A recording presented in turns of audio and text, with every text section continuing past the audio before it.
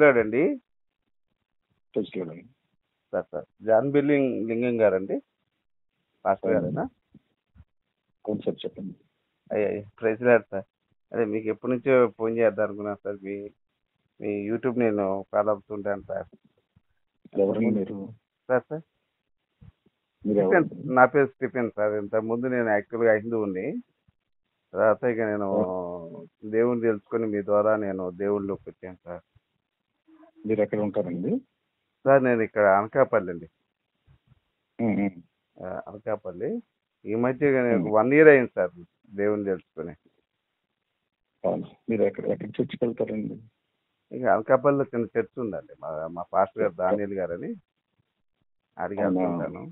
ఉమ్, ఉమ్. Pastor గారు సరే, నేను కొంచెం వేరే పాస్టర్స్ వచ్చారు, మాట్లాడుతున్నాను. ఒక గంట తర్వాత కాల్ చేస్తారా? ఎన్ని గంటలకు చేయమంటారు సార్? ఒక 1 అవర్ తర్వాత చేయండి. 1 hour sir. Okay. Prize sir, prize sir, prize sir. Sir sir చెప్పండి చెప్పండి. మీతో చాలా రోజులు బట్టి మాట్లాడదామని అనుకున్నాను సార్. ఏమైనా అర్జెంట్ అండి? అర్జెంట్ సార్, కొన్ని చెప్పండి చెప్పండి. కొన్ని తెలుసుకోవడానికి సార్. మీరు అంటే అందరిని చూస్తుంటారు సార్, కానీ మీరు వేరు, దమ్ముగా వాక్యాన్ని ప్రకటిస్తారు. కాదండి, మీరు అసలు మీరెవరో నాకు తెలియదు. అయ్యా నాకు తెలియకుండా మీరు నన్ను కాల్ చేసి మీ ద్వారా నేను దేవుళ్ళకి వచ్చాను ఎందుకు డైరెక్ట్ మాట్లాడేసేయండి. మీరు ఏం మాట్లాడాలనుకుంటారో డైరెక్ట్ చెప్పేసేయండి. ఎందుకంటే ఇలాంటి వాళ్ళు చాలా మంది చూసాను నేను.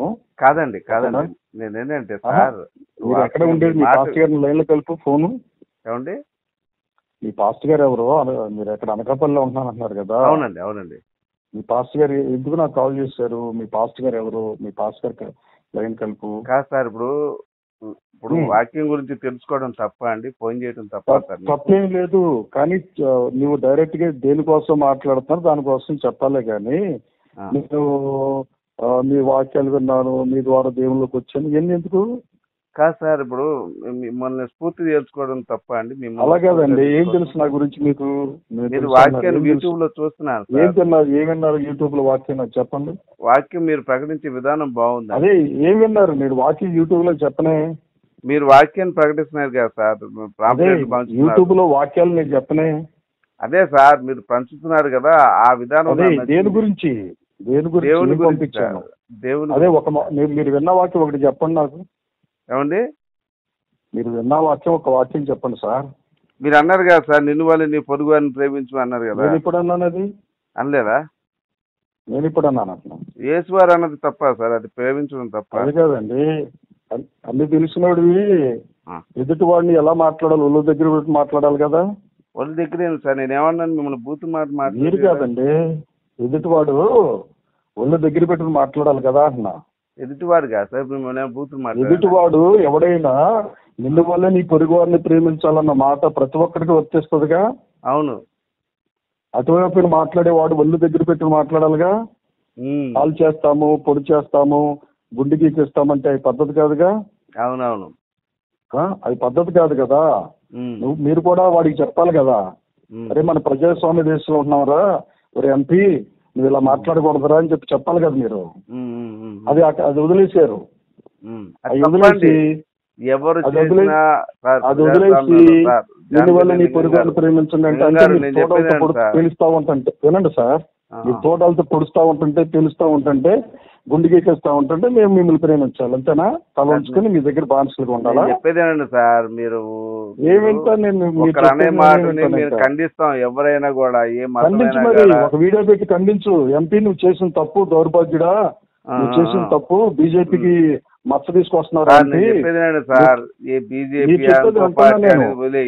నేను వాక్యం తెలుసుకుందామని నేను ఫోన్ చేస్తే మీరు నేనేమంటానంటే బీజేపీ పార్టీకి తలనొప్పి వస్తుంటారా, అది తప్పురా అని చెప్పాలి. వాక్యం తెలుసుకోవాలంటే మీ పాస్టర్ గారు ఉంటారు, మీ పాస్టర్ గారు చెప్తారు మీకు అక్కడ.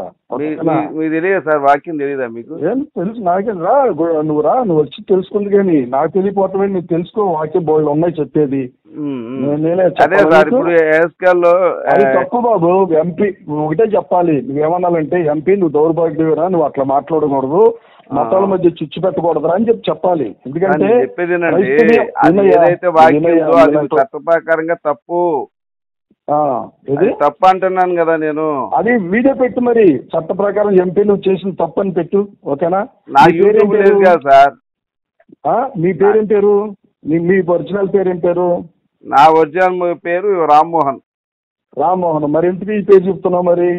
అవును, మార్చుకున్నాం కదా. ఏం మార్చుకున్నావు? పేరు మార్చుకున్నాం. మీ లొకేషన్ పెట్టు, నాకు కరెంట్ లొకేషన్ పెట్టు. కరెంట్ లొకేషన్ వాట్సాప్ నుంచి మీరు ఎక్కడున్నారో కరెంట్ లొకేషన్ పెట్టు. అనకాపల్లి చెప్తున్నారు కదా. వాక్యం వాడడానికి ఈ లొకేషన్ అందుకేదండి, వాక్యం వాడటం కాదు, వాక్యం నేర్చుకో. కానీ ఇందుకు అబద్ధాలు సార్ ఇప్పుడు నేర్చుకుంటాను. ఇప్పుడు ఏం లేదు సార్. ఇప్పుడు పాత నిబంధన గ్రంథంలో యేసు వారు మన వాక్యం నేర్చుకోవాలంటే నా సెక్షన్ వేరు. వాక్యం నేర్చుకోవాలంటే ఒక టీం ను పంపిస్తా, ఒక టీం మెంబర్ ఇస్తా, ఆ టీం తో మాట్లాడు. నాతో ఏం మాట్లాడతా? ఎంపీ దౌర్భాగ్యుడు, వాడు అట్లా మాట్లాడకూడదు. ఎంపీ స్వయం దౌర్భాగ్యుడు ఎవరైతే అన్నారో అది తప్పంటున్నాను. ఎవరు మాట్లాడినా కూడా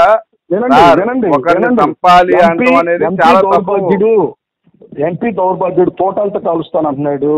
అదేనండి, మీరు ఎవరైతే చెప్పారో అది తప్పంటున్నాను. అదే మాట మాట్లాడుతున్నారు. వాక్యం చెప్పండి సార్. నేను ఒకే వాక్యం అడుగుతున్నా. మన పాపం దేవుడు తెలిపినట్టు ఎక్కడుంది? పాపమే కదా. చెప్పండి. ఇప్పుడు నీ వాక్యం అడుగుతానంటున్నావు. త్రిశూలాలు పట్టుకుని నేను ముగ్గురు తలాలు చేసుకున్న దేవుడి గురించి మనకు ఎందుకు అయ్యింది? నాకు అనవసరం లేదు. నేను త్రిశూలాలు సార్, మన పాపాల కోసం యేసు వారు చనిపోయినట్టు ఎక్కడుంది? ఏంటిది?